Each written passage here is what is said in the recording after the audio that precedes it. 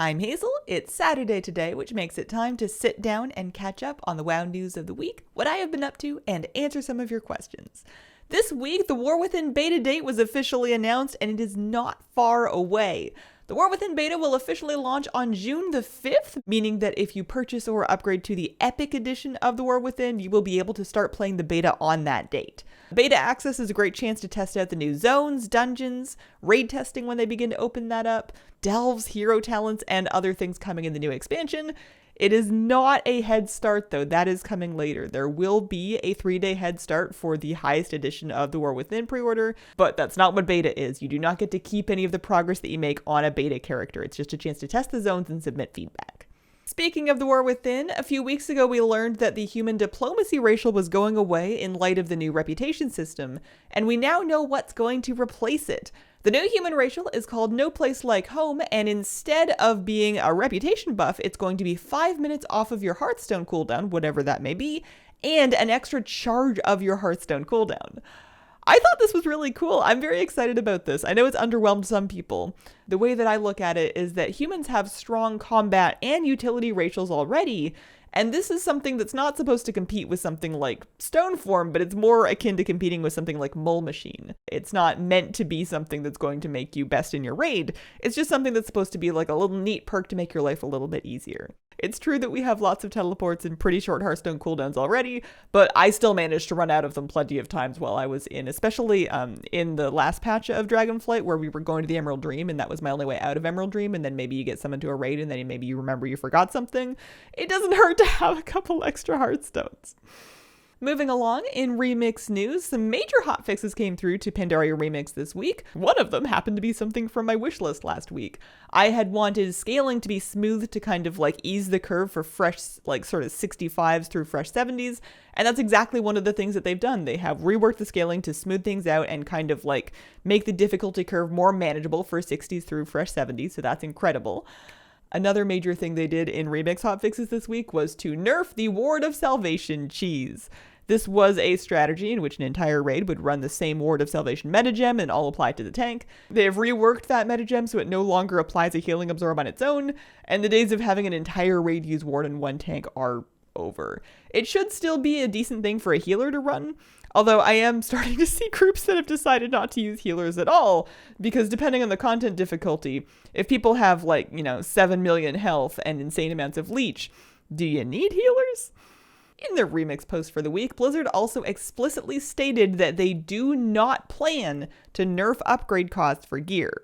Now, mind you, that does not prohibit them from increasing bronze gain later on, which is something that I don't know that they're going to do, but I have a suspicion that they would maybe do, especially towards like the end of the event. It's not unheard of for them to do kind of like a final surge thing, like how they gave like a lot of extra experience at the very end of Plunderstorm. But anyways, for the moment, if you were waiting for nerfs to upgrade costs before you went ahead and upgraded your gear in Remix, Blizzard has told you to stop waiting and pull the trigger because they're never going to do that. It is still very expensive to get your gear upgraded all of the way, but I've also kind of come around on the concept because I, at first, as of last week when I recorded the last news video, I thought I would never spend a penny of bronze on upgrading any gear when I could spend it on cosmetics. And that is a valid path to take. There are people that are doing very well by just leveling alts, spending that bronze on cosmetics, and collecting everything that they can. But I started to spend it on upgrading my gear and I got sucked in. It's fun. I am very invested in grinding bronze to make my gear stronger because you see people who do such incredible damage and are blowing through content and it looks like so much fun. And the little, monkey see, monkey do part of my brain's like, well, I want to do that.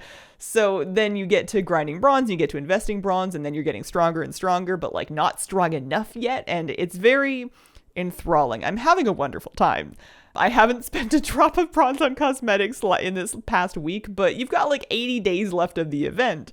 I don't think I'm going to run out of time, and at the rate that I'm acquiring bronze on a level 70 that's now getting better and better at doing this endgame content, I'm not worried about catching up with my collecting goals at the end anymore, because it seems like you can get bronze quite quickly on a level 70. There are tons of different ways to make bronze fast, and some of them are like cropping up and then getting nerfed as fast as they can get posted onto Wowhead. But my method, at least for the first hour of playing a Remix character in a day, is just to do the dailies that they laid out that they give those big bronze caches for. So doing all of the like a normal dungeon, a heroic dungeon, a normal scenario, a heroic scenario, and then like one LFR wing, and turning in those 3 bazaar dailies that you get for doing scenarios, dungeons, and LFR, you can get all of that done in under an hour, especially if you have queues running simultaneously, like you queue for the LFR wing right away so that you can be sitting in that queue, assuming you're a DPS, and then queue for like a dungeon as well. And then also knocking out all of the world bosses for threads has kind of been my daily routine, and I'm quite satisfied with it for threads and bronze for time.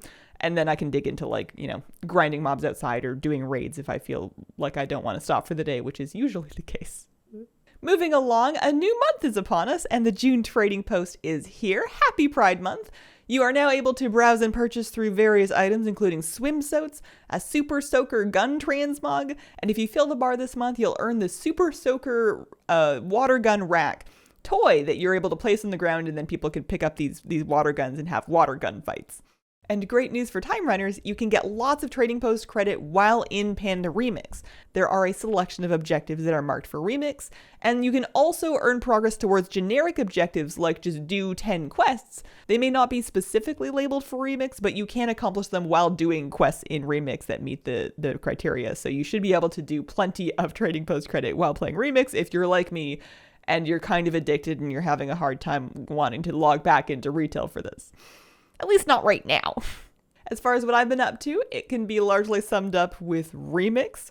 I really want to level more alts in Remix, and I'm excited to do that, but I can't bring myself to put my Hunter down right now because she's good and she's doing damage, but she's not done yet. I could be doing more damage. I need more threats. So that's got me pretty good. I'm sure I'll wake up in a couple of weeks and kind of like look around and go, where am I? And then questions for this week. Samuel asks, do you think we'll get more remix situation going on in the future with other expansions? I would love a Burning Crusade remix where I level a Demon Hunter. That would be pretty fun. I hope we get lots of them over time. I was thinking through all of the various expansions they can do.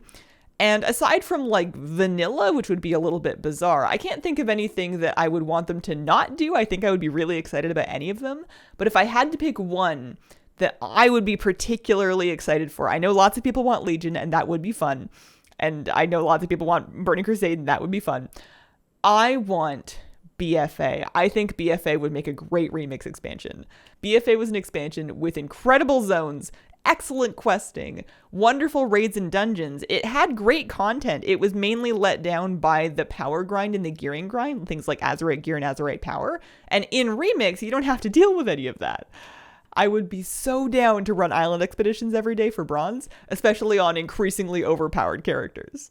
I really like Remix, and I hope that they do them again in the future because it's just such a fun break at the end of an expansion.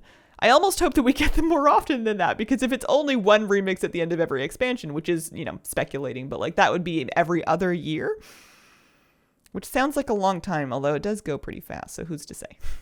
And then Tristana asks, I am, for the most part, a very casual player these days.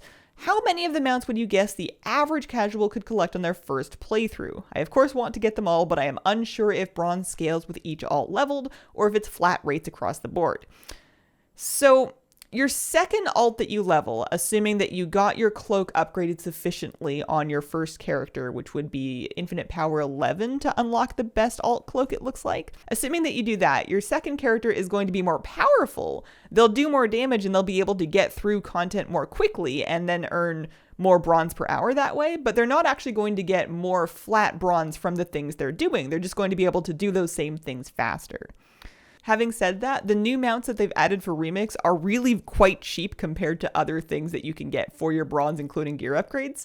And if you just want those, it's quite easy to collect those pretty casually. I had them within my first couple of days of Remix. If you are looking to buy the raid drop and the world drop mounts though, like the Heavenly Onyx Cloud Serpent or like a G-Kun, those things are a lot more expensive and that would take you a lot longer.